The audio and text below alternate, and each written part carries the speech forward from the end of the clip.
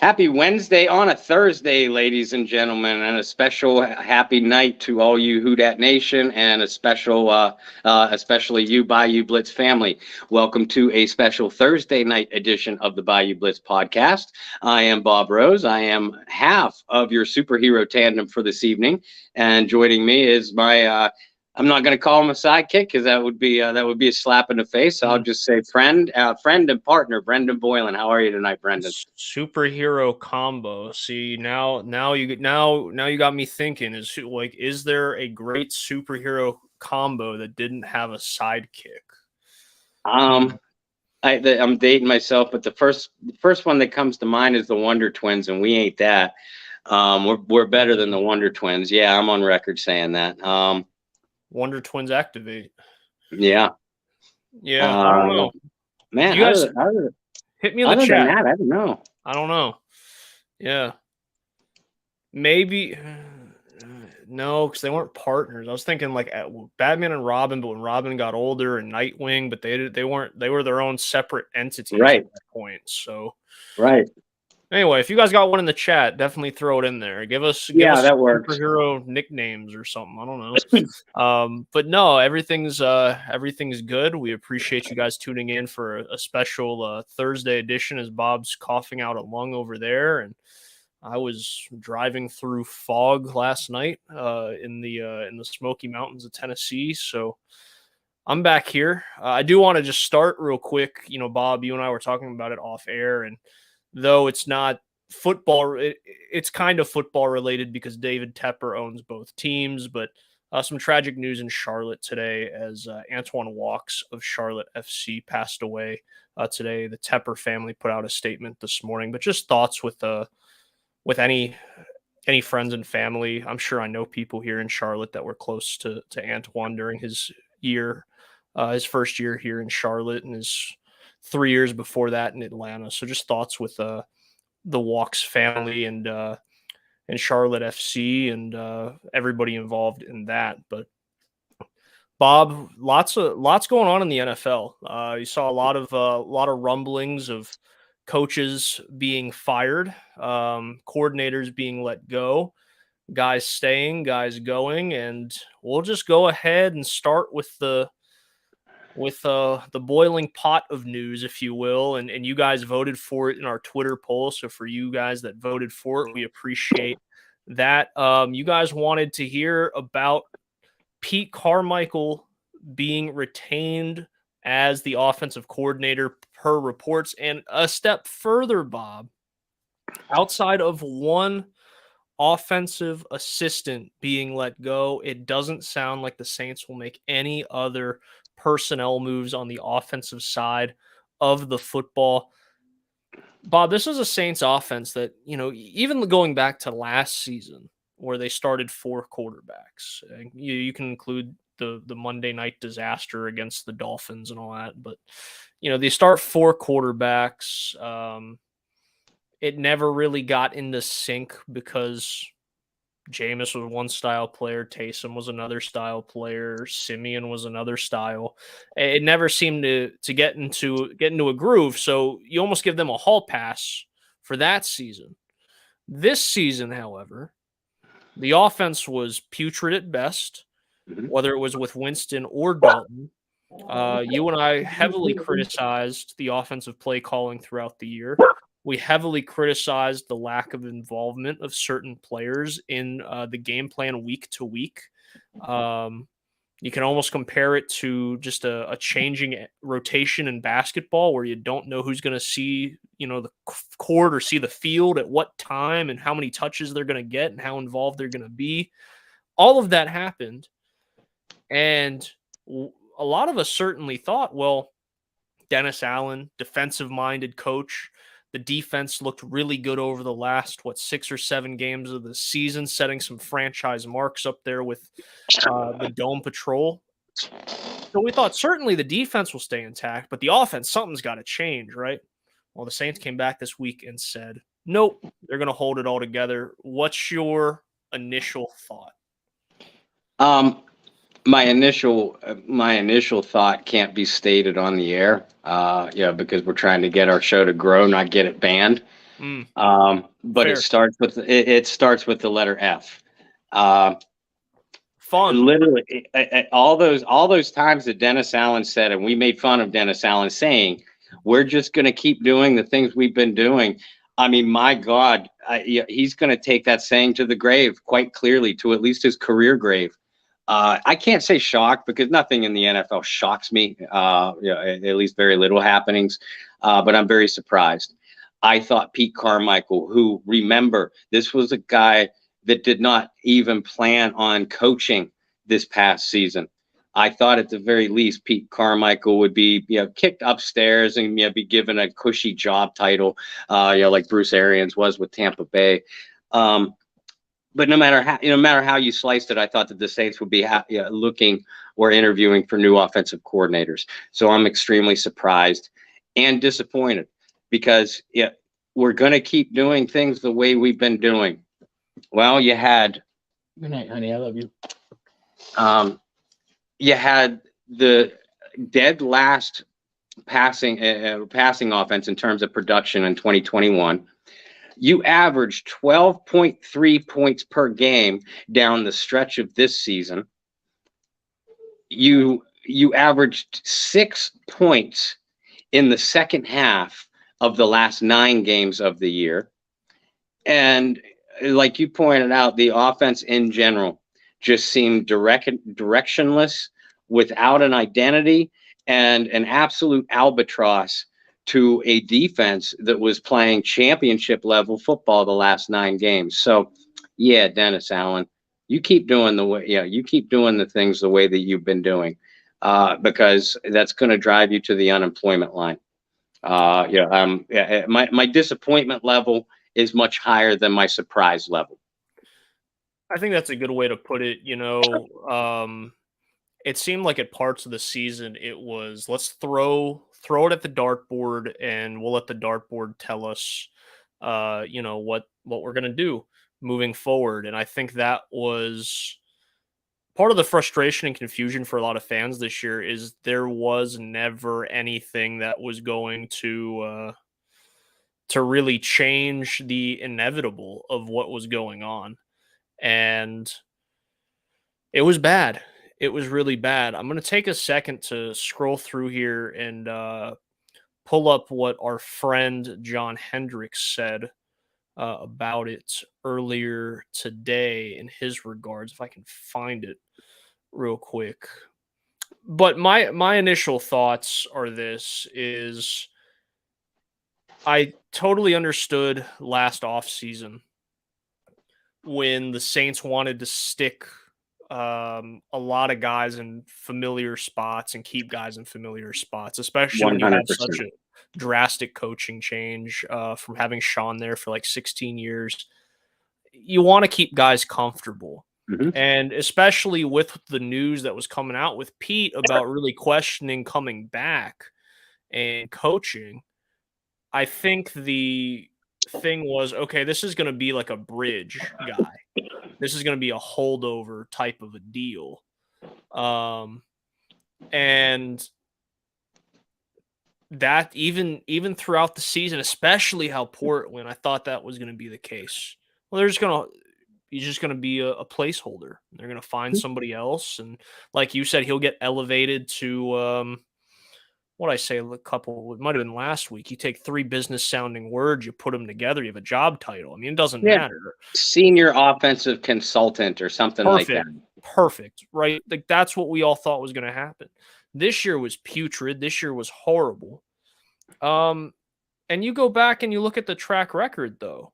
Like this shouldn't come as a surprise to anybody that some of these years were putrid and terrible. I mean, look how many times Carmichael and Peyton flip-flopped who was calling plays in 16 years.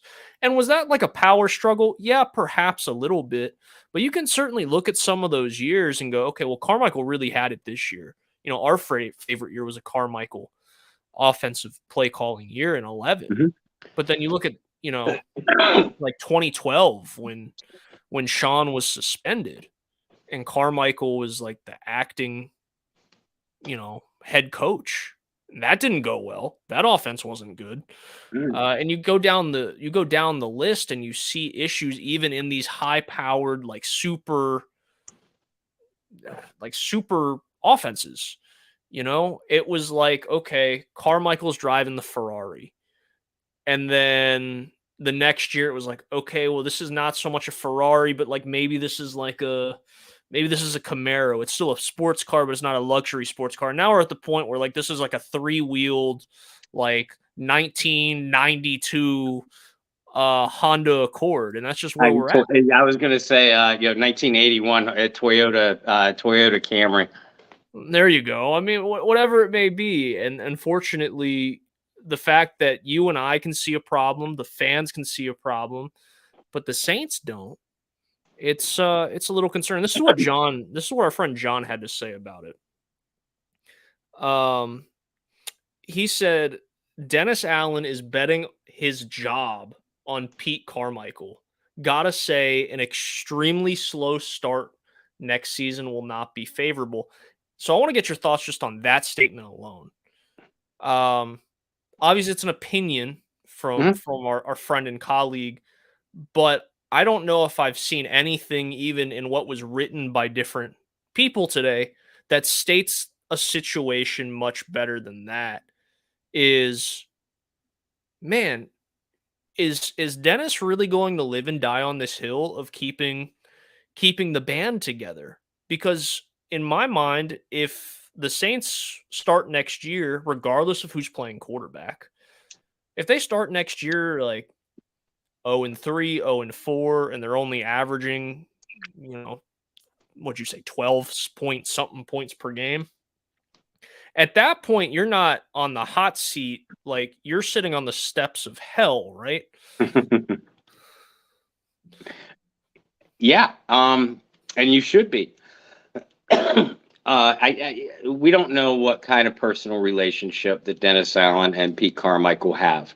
You would think that it's at least a close working relationship, because they have been in the same building other than 3 or 4 years where Dennis Allen was elsewhere during Sean Payton's tenure. They have been together other than that, the 3 or 4 years for 12, 13 years. So, they must have some kind of decent relationship. But I learned a long time ago that regardless with your closeness with somebody, personal or otherwise, to hitch your future, your well-being onto the wagon of anybody else is a dangerous gamble. And given what this offense has produced for the last 2 years now, it's a foolhardy gamble, which is kind of what John was saying. Remember, Dennis Allen was fired as head coach of the then Oakland Raiders at 4 games into a season. You could be looking at that same kind of scenario if the Saints get off to an absolutely abysmal start. And a lot of the fan base, judging from your social media reactions, a lot of the fan base expects exactly that. Listen, there was enough enragement when Mickey Loomis announced that Dennis Allen would indeed be retained in 2023. But a lot of us expected that. A lot of us in the media did. But like you pointed out, many of us in the media expected, if not wholesale changes through the offensive staff, then at least some pretty significant ones. And the only one to be released from duty was tight ends coach Dan Rashar, which I find interesting because Dan has been with all those guys for much of Peyton's tenure too, in different capacities. And this was his first year as a tight ends coach, where we saw the surprising development of one Juwan Johnson. So that's one of the bright spots of what was otherwise a dismal offense all year long. And that's the coach that you fire. It seems very puzzling to me at the very least. And again, Dennis Allen, Pete Carmichael, really this entire Saints organization now, because I'm now throwing this out there. If Dennis Allen and or Pete Carmichael continue to fail into 2023, it should not only be their jobs on the line, it should be Mickey Loomis's as well. And I don't think we'll see that because Loomis has such a close relationship with Gail Benson and really the entire Benson family. But that's what should happen here. When organizational failures are wholesale, then numerous people lose their jobs. And we've seen one scapegoat at this point. Again, it's at the very least, it deserves the raising of an eyebrow. Yeah, it's an interesting point that you brought up. The one guy that you let go of had really good production from his position.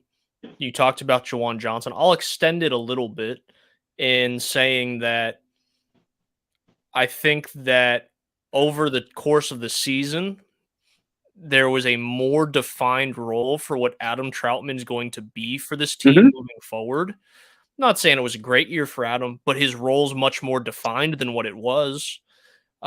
He understands it. Juwan understands it. The offense understands it. And that's not a bad thing. You have an emerging star as a receiving threat at tight end, and you have another guy who's going to be a serviceable option in multiple different looks. Great. Again, that was a guy who had been on the Sean Payton staff for, I have to go back and look, but I want to say 10 plus years. Yeah. In like you said, multiple different capacities, multiple different job titles. Now, it could have been mutual. He could have wanted to go his own way. We don't know that. But the fact that that's the only one that we know of, and the only one that, to our knowledge, is going to be relieved of their duties, is puzzling. Now, with that, let me ask you this, because I kind of talked about it a moment ago. Carmichael did not seem to have continued success, might be the best way I can put it, as an offensive coordinator for the Saints, right? It wasn't like he put together a string of 5 straight years where you go, wow, Carmichael did a great job with this offense, because one, he didn't have control of the offense for 5 consecutive years at any point. But he also had stretches where it was like 1 or 2 good years, and then it would kind of sputter, and then Sean would come in and start calling plays again and what have you. You now have back-to-back years where Carmichael's offense has not performed well. How do you flip the switch going into 2023 based off what we know of the roster today? I don't know that they do, Brendan, because they're not making any they're not Dennis Allen and Mickey Loomis don't seem to be able to recognize what's staring them right in the face. And that is what has been the ineptitude of the Saints offense. So I don't know what you can do if because the definition of insanity is continuing to do the same things over and over again and expecting different results. Well, you're not only doing that, but you're doing that with the same people.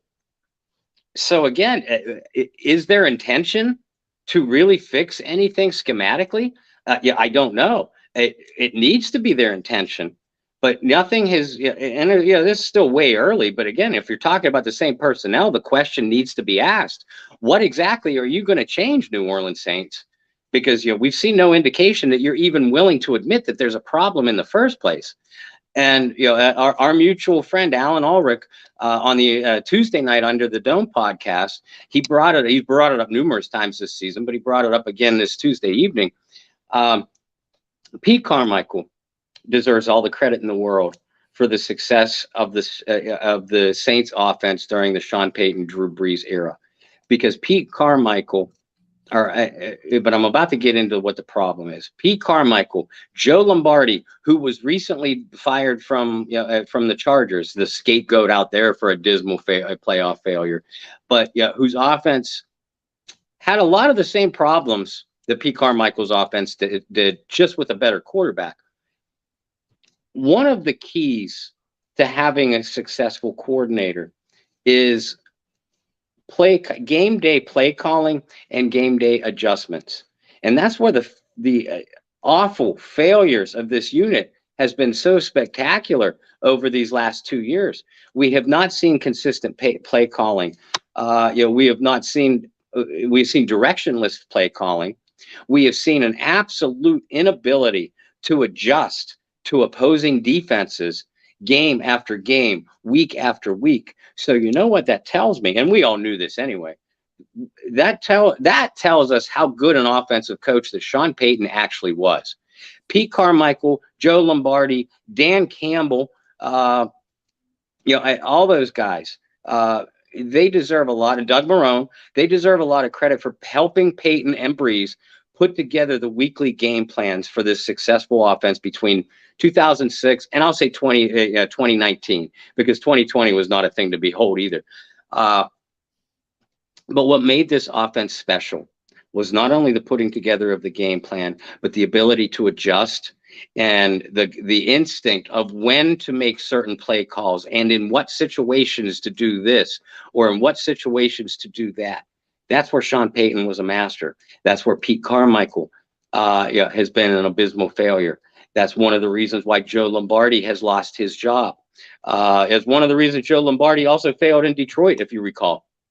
When he was given the offensive coordinator title there. So somebody has to emerge from this mess that is the Saints offensive staff and get some kind of feel for game day play calling and game day adjustments, because we know Pete Carmichael ain't that guy. Any chance that Joe Lombardi returns to New Orleans in any capacity, considering his familiarity? And we keep talking about familiarity with this coaching staff. Is there any chance in your mind that he comes back in some sort of role? Yeah, sure there is. Especially that now that Dan Rouchar is gone, and like you said, Joe Lombardi has a relationship with DA, certainly has a relationship with Pete Carmichael and Doug Marrone. So it would not surprise me if Joe Lombardi came back, but I don't know what kind of difference that would make for this Saints staff. It'd be another nice mind in the building, that much he's shown. But again, Joe Lombardi has been a failure as an offensive coordinator twice, and he's done so with a better quarterback than what the Saints have had the last 2 years. And Justin Herbert in San Diego, with the Chargers. Now before that, his previous failure was in Detroit, where good coaches go to die. Outside of Dan Campbell. And I'm rooting for Dan. I don't think the answer is in the building. And I'm a huge fan of Ronald Curry. He's a young, dynamic coach. I'm a huge fan of Cody Burns, the young receivers coach that they brought in from Tennessee, who had his first season on staff last year. I wouldn't have had a problem had they, we'll say, relocated Pete Carmichael within the organization and promoted Curry or Cody Burns to the title of offensive coordinator and de facto play caller. Because to me, that still would have been at least a small infusion of fresh blood, fresh ideas. Because what I want to know who stole Pete Carmichael's brain. Because from 2006 through, again, 2019, nobody, and I mean nobody, maybe in the history of the NFL, but certainly over that time period, used screen passes more effectively than the New Orleans Saints. And now you have the best receiving back in the National Football League in Alvin Kamara, and you barely used him at all. And not just this past year, it was the year before too. It was 2021. You have Taysom Hill and Alvin Kamara. And there were several instances this year on second and short or third and short or fourth and short where neither one of them were even on the field, let alone involved in the play call. So, maybe it's that. Whoever stole Pete Carmichael's brain, give it back. We got some like Space Jam stuff going on, right? He stole his powers or what have you. But, and to your point as well, I know he's at the latter stages of his career and he said he wants to continue playing. And I don't know if there's a role for him to continue in New Orleans, but I'd like to see him retire in New Orleans. Mark Ingram is an underrated screen guy as well. Yeah. And certainly grew into that later in his first stint with the Saints.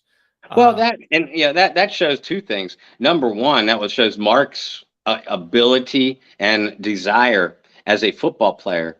But two, Mark Ingram had to do that to be involved in this offense because Sean Payton had Pierre Thomas, Reggie Bush, Darren Sproles, all very, very, very dynamic receivers.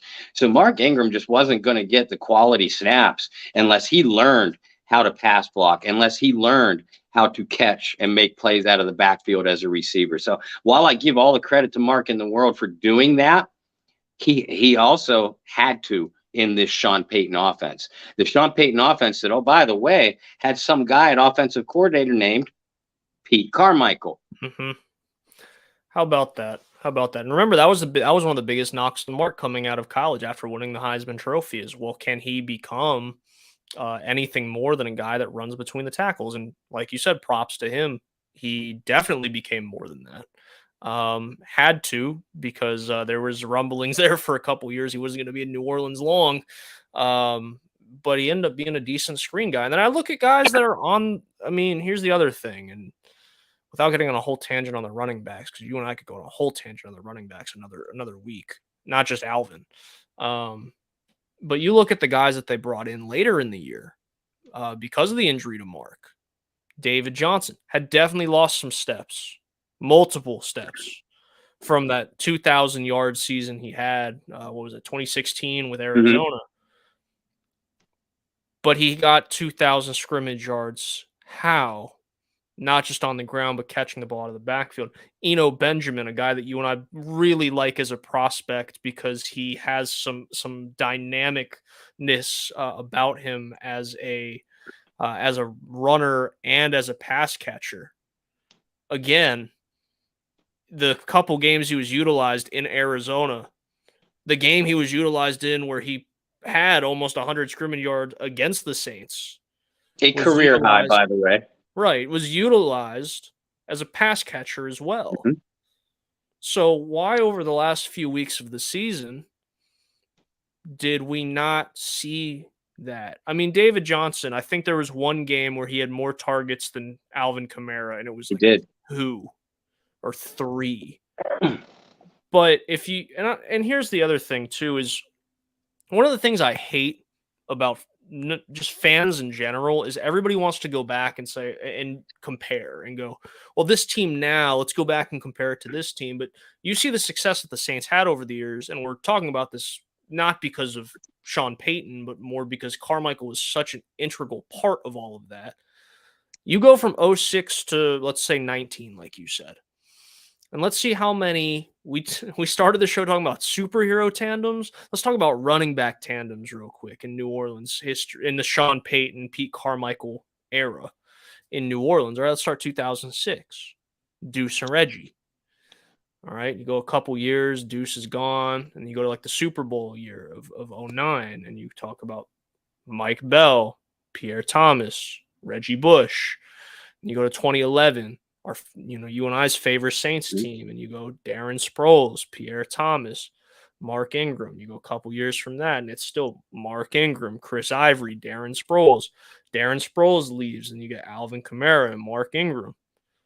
You see where I'm going? Like, there's always been not just one, and given Mark's at the latter stages of his career, Mark got hurt this year, but even at that point, even before that, it wasn't boom and zoom anymore. And I know it couldn't be because of Mark's age, but there was not even an attempt or an effort to have, a backfield tandem like that. And that's what made the Sean Payton and Pete Carmichael offenses so special.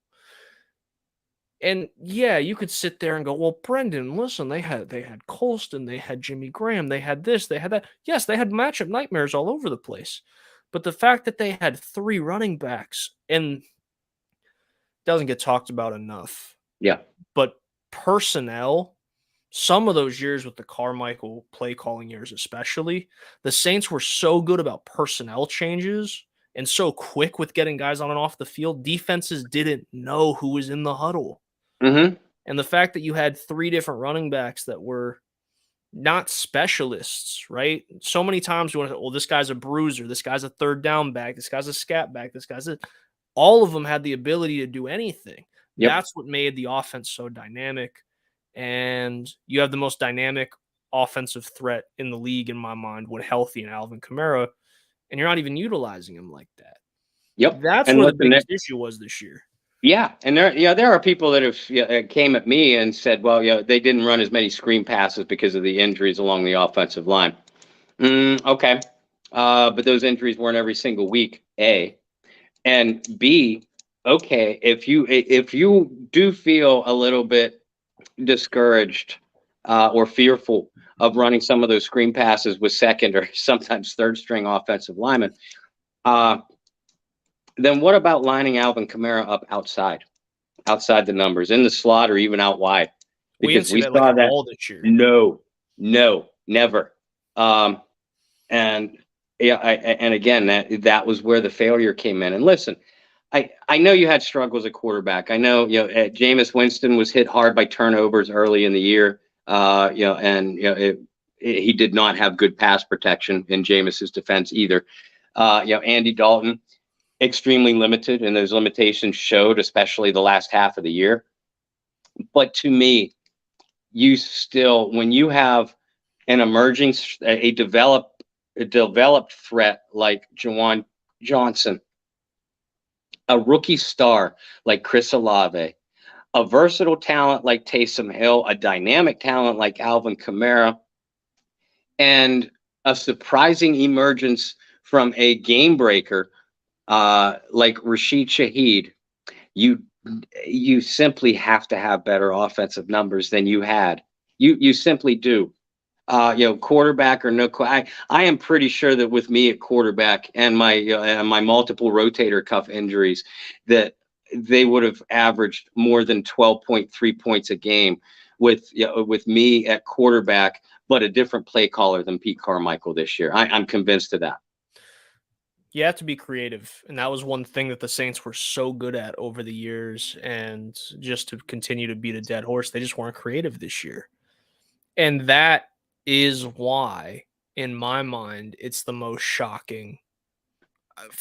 Listen, and this is just my opinion, but forget whatever happens from here until April and beyond in the draft.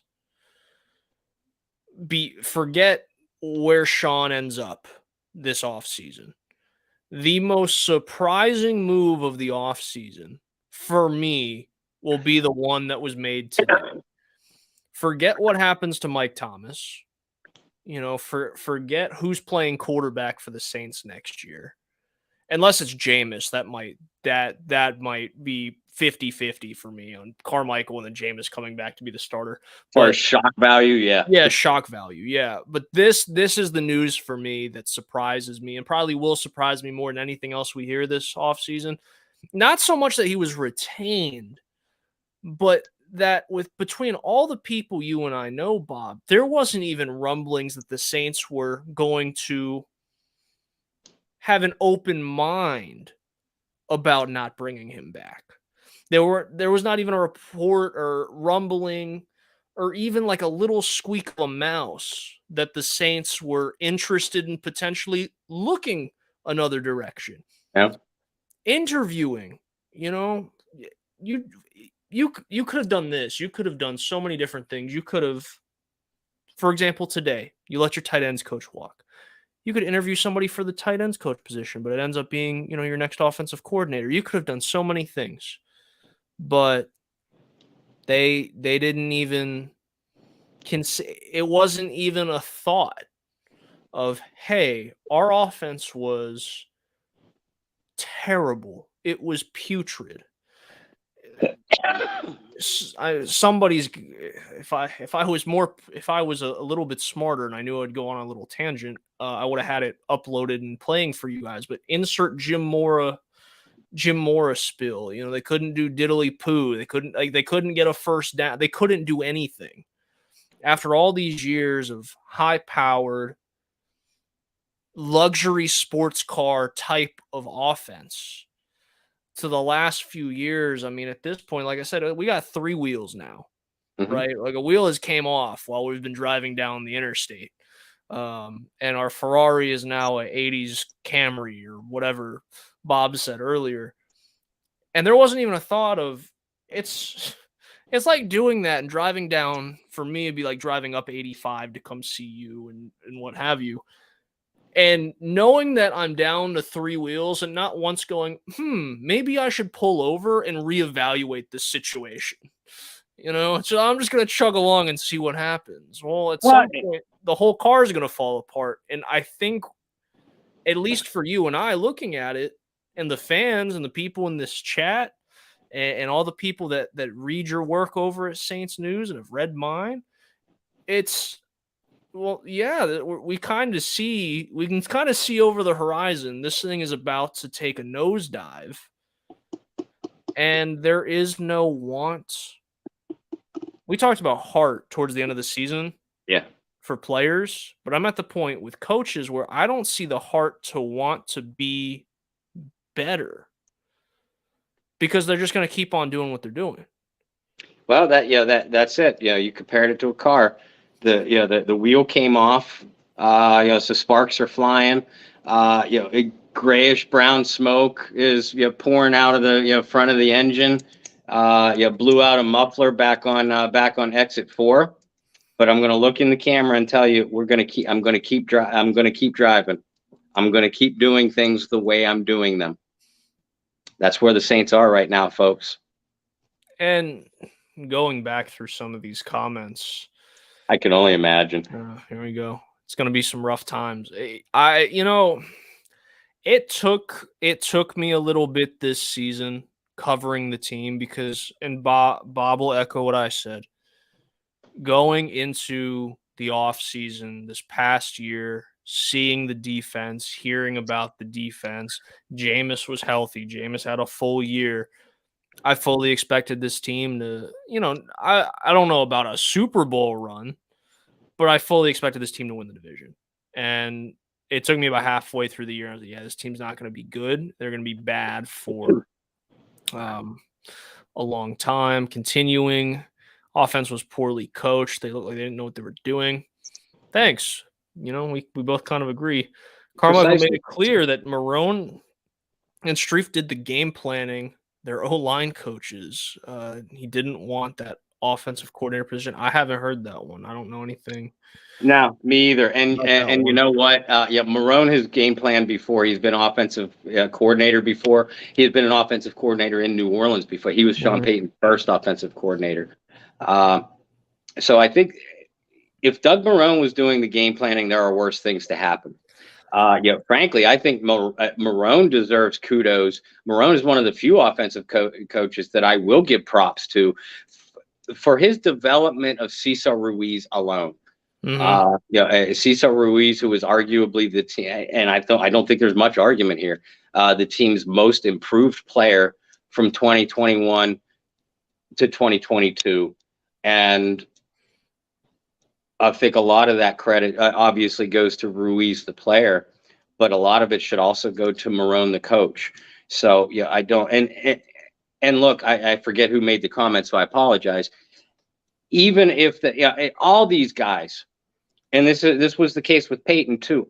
Every single offensive coach, and same on the defensive side, they're all responsible for portions of the game plan. The offensive coordinator is the de facto head coach of the offense when you have a defensive guy in charge of everything. So he has veto power. He is the one that has the final say so if there are disagreements as far as what plays and what situations, what personnel groupings, etc. But every single position group has their own input to the game plan. So they're all at fault for this, no question about that.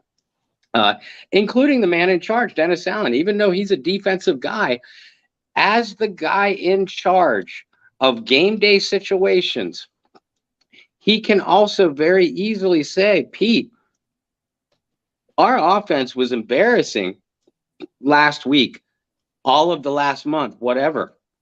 So I'm not going to pretend I'm an offensive guy, Pete, but whatever you're doing, change it. or I'll find someone who will. That's where I put the blame on Dennis Allen in this case too. And I think we do have to have just a little asterisk or a sidebar note here is that they dealt with a lot of injuries this year, and that can't go unnoticed. I mean, you talk about every position at some point: quarterback, center, guard, tackle, receiver, running back. Jawan missed a game or two at tight end. So, I mean, you're literally talking every single position missed at least a game or more. And that, yeah, you're going to get a little bit of a hall pass for that. But to see the absolute decline of it all, it's not a free hall pass. It's a little asterisk that goes, okay, you were bad. You were like really bad, but you had some injuries. That doesn't excuse the fact that you were bad. But it's worth noting here that you did deal with a lot of injuries. Take that for what you will. Yeah, because even then, the 12.3 points per game over the last 6 games, you had Andy Dalton in the lineup, who, according to Dennis Allen, he's your quarterback. You had Alvin Kamara. Eric McCoy was back from injury. You'd lost Ruiz for the last 3 or 4 games, but you had Ramczyk, you had Hurst. Olave was an established weapon. Shaheed was finally being used in the offense, and Jawan was healthy. So you had all those guys, and you averaged 12.3 points per game. I mean, that's it. That's it. No, and completely to your point is, I mean, even if you want to make the injury excuse, which again, I'm not. I said it's got to be an asterisk. Like, hey, yeah, you had injuries to every position, but Andy Dalton was a Pro Bowler. Believe it or not, maybe not at this point in his career, but an established NFL veteran. Alvin Kamara, until this year, had made the Pro Bowl every year of his career. Olave's the third Saint rookie to ever have 1,000 yards. I'd say a bona fide threat.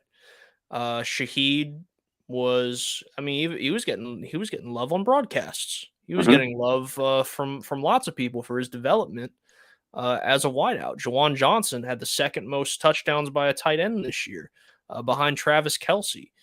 You had weapons. You just didn't utilize them well.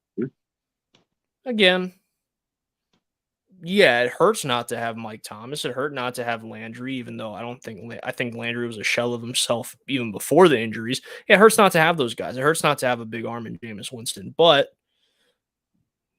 you still it's not it's not like you went from that to like starting third graders. You went from that to still having guys on the team that could definitely make plays. And all in all, I think it's safe to say we're both pretty shocked that Carmichael is coming back. Not surprised, because how do I put this? We're not super surprised because of just the way things have gone lately, but shell-shocked that there wasn't even the discussion about him not returning. And again, if you guys missed it just a little bit ago or you're just joining us, can confirm, Bob and I, of the people we know, sources that we have, there was not even a mouse squeak of the Saints looking elsewhere this offseason for an offensive coordinator. It seemed pretty set in stone that just about everybody was coming back. I don't think that was ever in question. As soon as that clock hit 000 in Week 18 against Carolina, I don't think there was a single question that Dennis Allen was coming back, and Dennis Allen could bring back whoever Dennis Allen wanted to bring back. And that's where the New Orleans Saints are now. Have about 15 minutes left in the show, Bob. I do want to touch on this just a little bit. We won't get into super big detail about it, and I know Sean was on a couple shows this week, including The Herd with Colin Cowherd, and talking about a couple things, but I do want to address that he has had some meetings. Yeah. So for the people that have had extremely busy work weeks, what's been going on? Who has Sean met with? And where do things stand right now? Sean Payton met with the Carolina Panthers owner David Tepper today. I believe you confirmed that it was today. I knew it was one of the last 2 days. I don't know who else was involved in that interview. Sean has already had a meeting, an interview with the Denver Broncos that lasted for several hours, is what I heard. And separate from that, Coach Payton also met with, I believe it was just a phone conversation, but also had a long conversation with Denver Broncos quarterback Russell Wilson, individually. So that might be a little bit noteworthy. He did also have an interview with the Houston Texans. I believe that occurred on Tuesday. And I do not know if the Arizona Cardinals were granted permission to meet with Sean, but I do not know if they have yet. I know Arizona has met, again, this might be noteworthy, has met with several other potential coaching candidates, interviewed several other head coaching candidates, and have already hired a general manager. And that's where one of the ways that I thought Arizona might have a leg up on everybody else in the Sean Payton sweepstakes, because everybody else that is interviewing for had put their hat in the ring for Sean Payton, had a general manager. The Arizona Cardinals did not. So, I'd throw it out there, maybe a Sean Payton, Jeff Ireland reunion in Arizona. Well, that's not going to happen. And I don't know if Sean has met with Arizona yet. Up to this point, these are all the teams that have asked for permission to meet with Sean Payton. The Indianapolis Colts still have a head coaching vacancy. They have not even asked to meet with Coach Payton, to my knowledge. If they have asked, it was denied. So right now, the sweepstakes are the Denver Broncos, Arizona Cardinals, Houston Texans, Carolina Panthers. Much to everybody's surprise, myself included, the Los Angeles Chargers are not in that sweepstakes because they made Joe Lombardi the scapegoat for their laughable playoff failings, but will continue into 2023 with Brandon Staley as head coach, looking straight into the camera and saying, we're just going to keep doing the things we've been doing. Right. I can confirm that the front runner, at least as of today, things change. Things can change by the hour.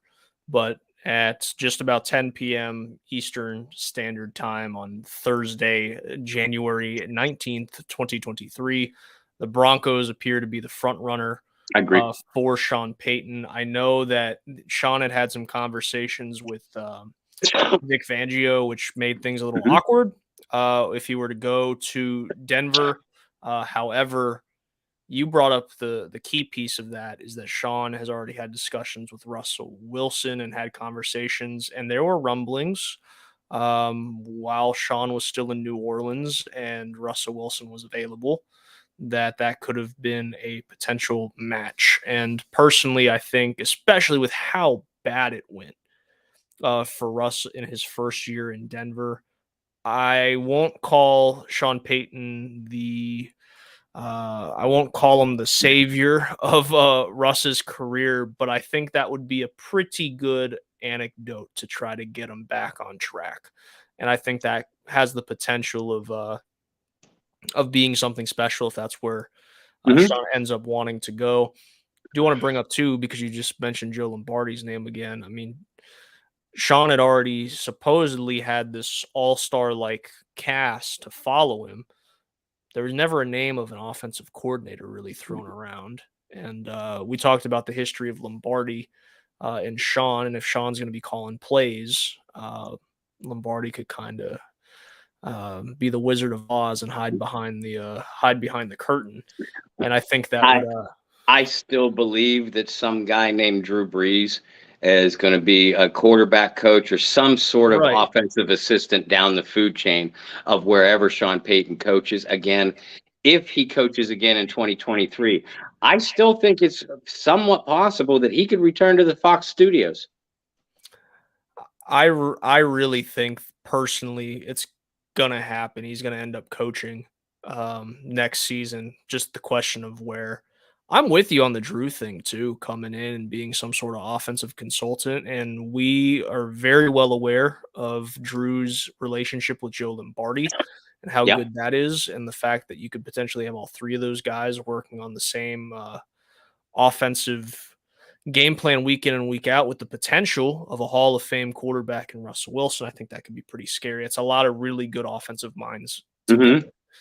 Oh, and by the way, Sean and Russ have a fantastic relationship, but that's a different thing for a different time. I personally think if I'm Sean and I'm looking at the options that you just listed out, I don't even know. Personally, I have no idea why Houston's even an option because there's nothing appealing about that.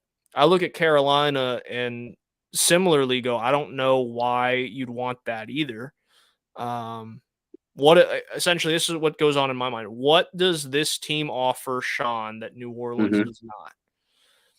Outside the fact that it's very evident money, well, and the fact that he doesn't want to really coach in New Orleans at this point. But outside the money, Sean's made it pretty clear he wants control.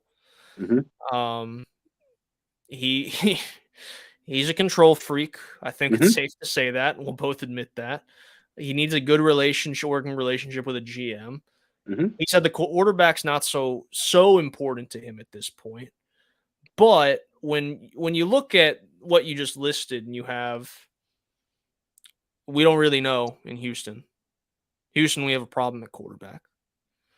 Carolina is Sam Darnold at this point. They started 3 quarterbacks this year. You have Arizona and Kyler Murray, which is nice in the long term, but with a torn ACL, you don't know when you're going to get back next year. Then you get Russell Wilson. Even with how bad of a season Russ had, I still think personally like that's the one that's got the most appeal to me if I was in his shoes from an offensive side. No, see, when Sean said the quarterback, I think a lot of people, I agree with you, a lot of people have misunderstood what Sean Payton said that he was looking for. A lot of people are just assuming Sean Payton's going to want a quarterback. Well, yeah, of course, Sean Payton. Everybody wants a quarterback. But I think it's been misunderstood that Sean Payton needs to have a quarterback already in place. First of all, I think he would have absolutely loved the opportunity to coach Justin Herbert. He'd never admit this, nor would the Chargers. But I think that was the job that Sean Payton was waiting to open up. I had the gut feeling. But you look at everywhere else. Having an established quarterback, a Herbert, a Kyler Murray, a Russell Wilson that isn't broken, and that's the major question in Denver. Those would have been nice. But as long as Sean Payton had an answer for the quarterback position, in Houston, you have the number 2 overall pick, because I got news for you, Saints fans. If you're not getting the number 2 overall pick from Houston for Sean Payton, you're just not. And it's the same with the number 3 pick in Arizona.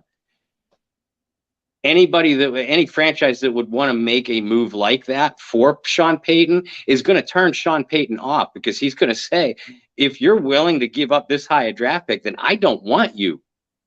So, that's not going to happen. But, so in other words, Houston's going to have a number 2 pick with Bryce and, Stroud from Ohio State, both available, Bryce Young and CJ Stroud. The kid from Kentucky, too, if you like him. So you have an answer at the quarterback position. Carolina with the number 9 overall pick and other draft capital should they choose to move up. If the Panthers wouldn't have to give up that number 9 overall pick, which, you know what, since they're in the NFC South, if I'm Mickey Loomis, that price to get Sean Payton now goes way up if you want him. So, that pick could very well be in play. But if it's not, the Panthers have that number 9 overall pick with the potential to move up to around that top 5. So for Sean Payton, that's an answer at the quarterback position. So, you see what I'm driving at here? Oh, yeah. No, I absolutely understand that. And the other thing, too, is, and it's not a permanent fix by any means, but say Sean goes to a team where there's quarterback questions. Even a guy like Kyler, who's going to miss a lot of the year. There were rumblings just a few years ago of some guy named Tom Brady wanting to work with Sean Payton. And some guy named Tom Brady's a free agent, and it's pretty evident that he's not coming back to Tampa Bay. He may retire. However, if the right opportunity opens up and Sean has the opportunity to bring a guy in, maybe go to a place like Houston or I can't see Arizona. Houston. I'm sorry to interrupt, Brent. I can't see Houston happening because they just have too many holes literally everywhere. That's a good point. Literally. Where I can see Tom Brady and Sean Payton is in Carolina. Carolina completely rebuilt their offensive line, which looked like a darn good unit down the stretch of the year this year. And they have a talented young defense with a talented young wide receiver in DJ Moore. I can see Sean Payton and Tom Brady in Carolina. And now all of a sudden, Carolina might be willing to say, yeah, you know what, New Orleans, we have our answer at quarterback, at least for 2023. So you can have this number 9 overall pick. I think Carolina could be a strike. Even as recently as 5-6 days ago, I'd have said there's no way in hell Sean Payton would end up with an NFC South team. None. I've almost talked myself into that being a possibility now. Oh, yeah. Yeah, no, it is. And that was kind of what I was getting at. You look at these teams with higher draft picks. Carolina at 9, still in the top 10. Even if they don't trade it and somehow they manage Tom Brady, Sean Payton, and then you draft a guy to sit behind Tom for a year. I mean, you talk about a dreamlike scenario for a guy like Sean Payton. I mean, that's a possibility as well. Is it a little bit of a stretch? Yes. Would it take a special type of compensation in later years to make that happen? Yes. I'll tell you, if Sean Payton ends up in Carolina and the Panthers still have that number 9 overall draft pick, I want Mickey Loomis's head on a platter. Well, here, Loomis is going to, and we talked about this at the beginning of the show, if the Saints have another poor offseason, last year, was it a poor offseason? They spent money, which surprised a lot of people, right? They went after guys, which surprised a lot of people. But if they have a poor offseason and again have a poor start to the season next year, it's not just going to be Dennis. It's not going to just be Pete Carmichael. People are going to start looking towards Mickey as well. And when you have a team that had the success that New Orleans had and you start seeing the roster fall apart, GM's names start coming to mind. And this isn't anything Mickey's done, right? We've seen situations where GMs have just torn apart a winning roster. And at that point, yeah, I understand the frustration. I think the frustration here is the expectations for New Orleans Saints football is like way up here. And that's what you've built, and that's a good thing, and that's a positive thing.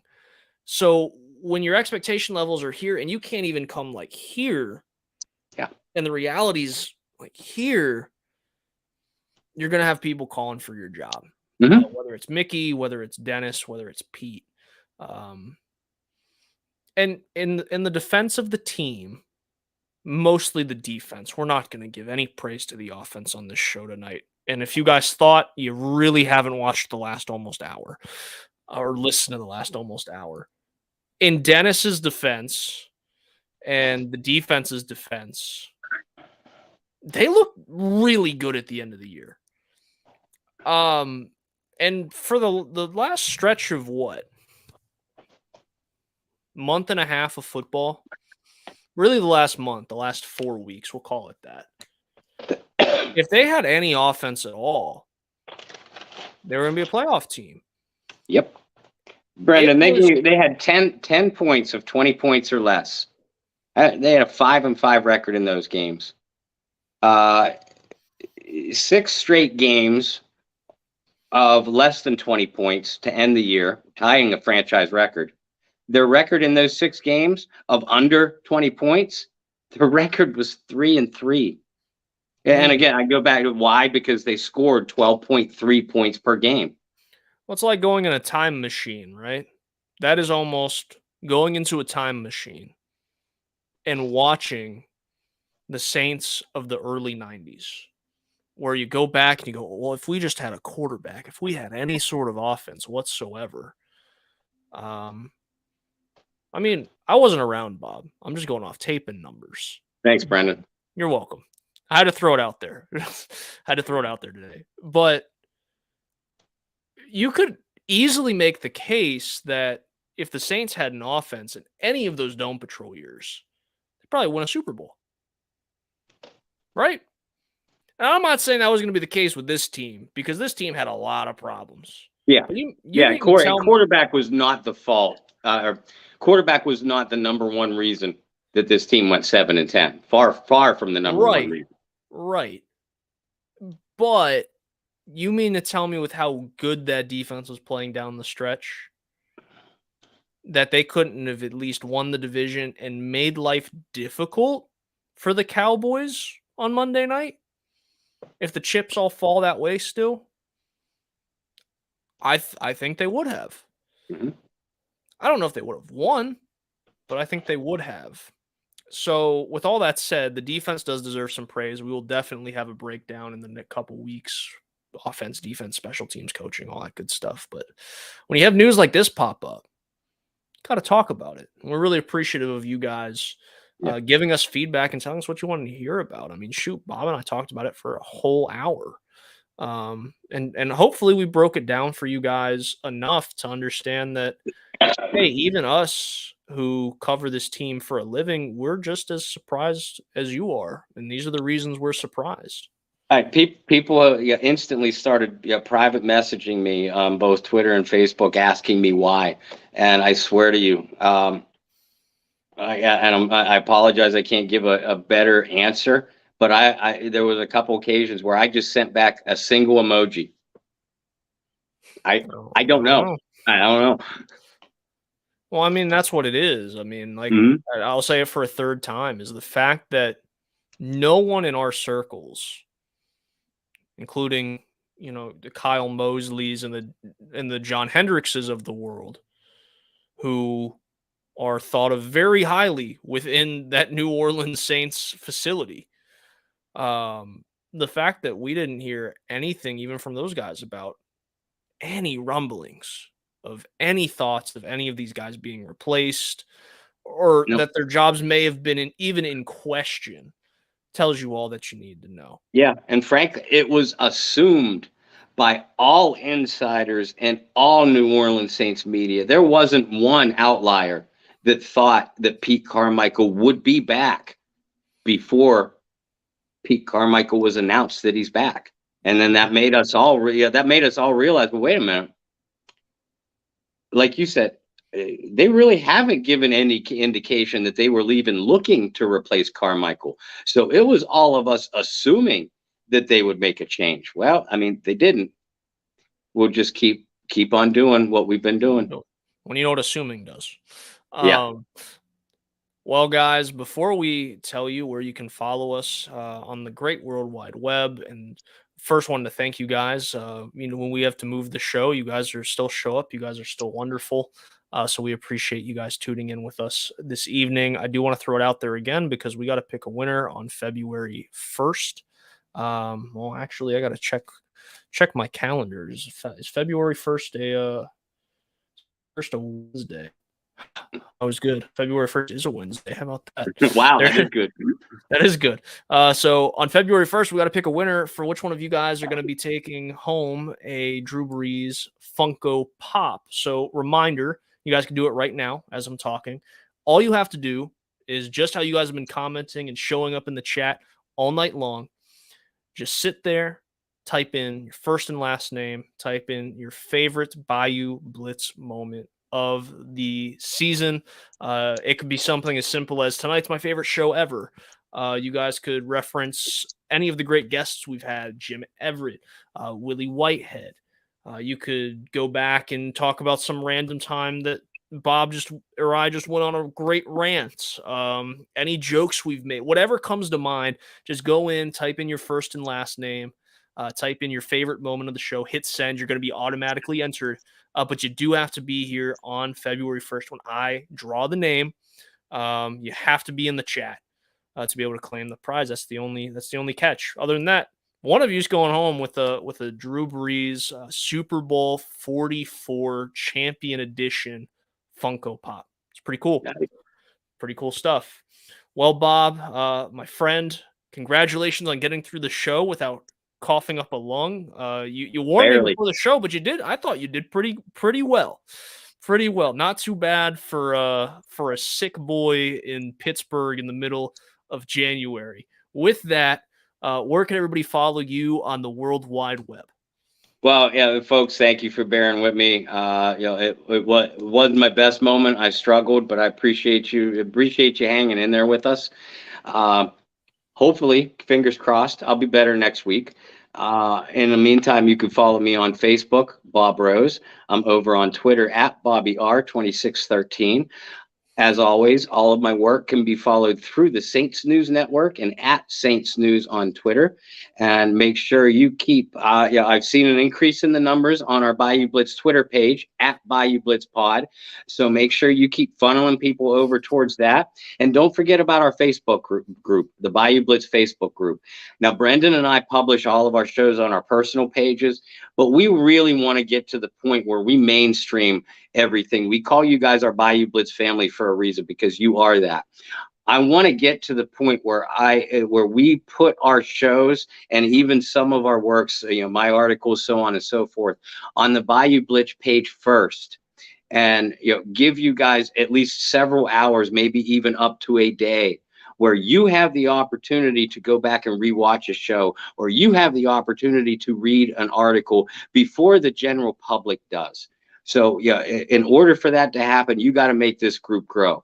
By making the groups grow, Twitter and Facebook pages grow, you're growing your show as well. The more formidable and more powerful you make this show, the more it's going to reflect on you guys, the fans, because as always, as Brendan and I say every single week, this is your show. We're just your mouthpieces.